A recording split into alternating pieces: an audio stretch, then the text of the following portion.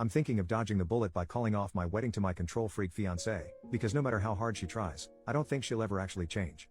My fiancée, 34F, and I, 32M, were dating for about 8 months before we decided to get engaged because things were going so well. I felt like she was my person, she felt the same, I did great with the kids, and we were both only getting older. We're supposed to get married in December, but I don't want to anymore. I moved in about a month ago to save money in the name of trying to pay off as much debt before the wedding as possible, so we can buy a house soon after. This is when everything changed, I feel, for the worse. She instantly wanted a joint bank account. I didn't want it because I felt it'd turn into a control situation, and it has. When I told her I didn't want to, she said, well, maybe we shouldn't get married then. She controls every bit of the money and everything else down to what I eat.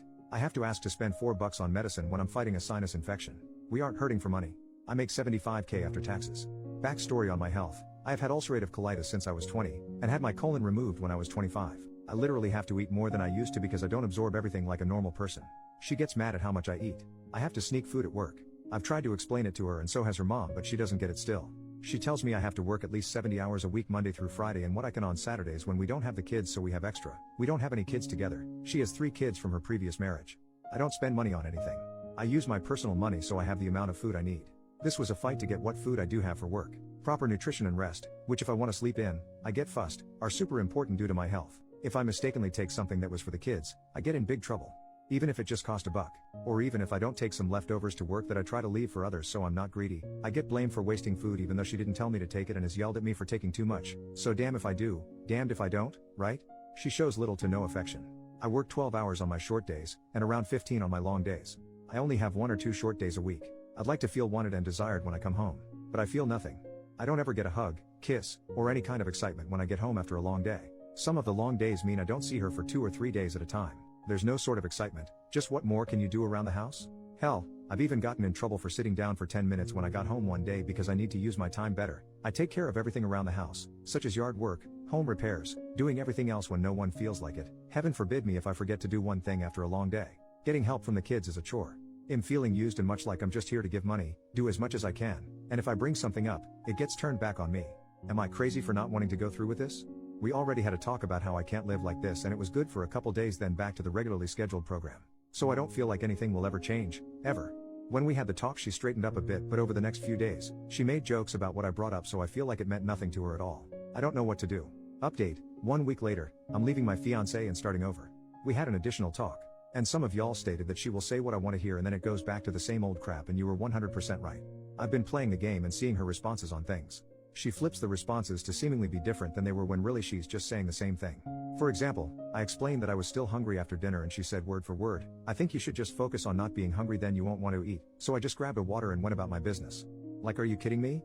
Right after we had the discussion about my body and my condition. Anyway, I've got a plan together. I won't be able to enact this plan till Friday next week. The car we got is in both of our names, but I'm only on the loan as a cosigner.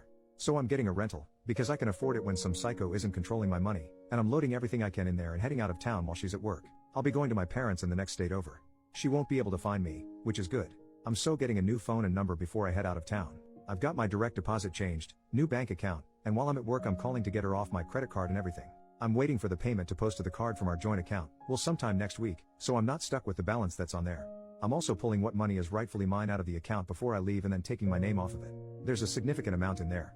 I'm cutting my losses on what I've already paid towards the wedding and everything else. I don't want that money to taint my new money. I'm expecting her to freak the hell out and blow my phone up, but I don't care. Just getting my plan together has been so liberating. On my way to my parents, I'm meeting a really good friend of mine, who's been here through this whole process, for lunch. Then on to my parents. I haven't even told my parents yet, so they don't know. I've got all these crazy ideas of things I want to do and will finally be able to do once I'm out, and it feels so damn good. I can't wait. I don't know if I'm more anxious to get back to who I was, or more anxious about her reaction. Either way, I don't care. I have to go. Final update, 8 more days later. A few have already asked for updates, so here it goes. I am out, and free, and I feel great. I left early in the morning with as much stuff as I could. I went to the next town over and sat in the parking lot waiting for the rental place to open so she wouldn't have a chance of browsing around town before work and find me. Before I got the rental, I got all my money out as well. After getting the rental I went back to the house to get more stuff. She had I guess gotten the hint and locked me out of the house. But I got all my important and expensive stuff out, so that's good. I went back to the bank, and got a printout of all the transactions from the joint account, and I was immediately pissed off. I had to ask for medicine, but there were so many Amazon charges for going out to eat, transfers of money to different accounts and everything. But I had to ask to spend $4 on medicine for a sinus infection. It looks like she was transferring money so I couldn't track it all. I gave the printout to my friend so she can get me a spreadsheet together to track everything easier. While driving down to my parents', 4 hours from where I live, I was able to get all my passwords to every account reset and removed her as an authorized user on everything. Also, before leaving I got a new account and debit card and switched all that over. After meeting with my parents I went to an old friend's, someone I've known for 10 plus years but hadn't seen in 2. Her mom made me a hell of a meal fit for a king. We later went axe throwing and had a good time. I spent the night there and her mom made me a really good breakfast. Her family is such a good family and they consider me a son, so they were happy to have me over. Her mom asked if I just need a key to the house lol. This morning, I drove back to my parents and we went to a flea market and I was able to spend my money on whatever I wanted and it felt so good. This is the life I want to live, not a life constrained by a crazy person. I feel great, I'm doing great. Leading up to leaving I was getting super anxious about it and having trouble sleeping. Hell, I saw my ex Monday and some of Tuesday but because of my schedule, didn't see her for 3 days. No I miss you, no nothing, just messages asking me to do things. Also, on the way down, she didn't try to contact me at all. I left Messenger open and will until everything is buttoned up, but everyone else is blocked on everything. She did try to contact my parents but they didn't answer, thankfully. I've got quite the road ahead of me to get where I want to, but it'll be an easier road to travel than what I was doing. I've already contacted a flight school and will be enrolling to get my private pilot's license in the next few months and I can't wait. It's been a huge dream of mine since I was little. This has been the best thing I've ever done for myself and my well-being. Looking forward to see where things go and where I can take it. Thank you guys again for the sound advice. Only thing I have left to button up is the vehicle we bought, but I ran out of time. I've got a meeting with a lawyer next week to get it taken care of. Much love to y'all. Update, 1 more month later, OP leaves a final comment. I haven't signed on since my last update, but we traded in the car we had together and I got myself something new free and clear of her name.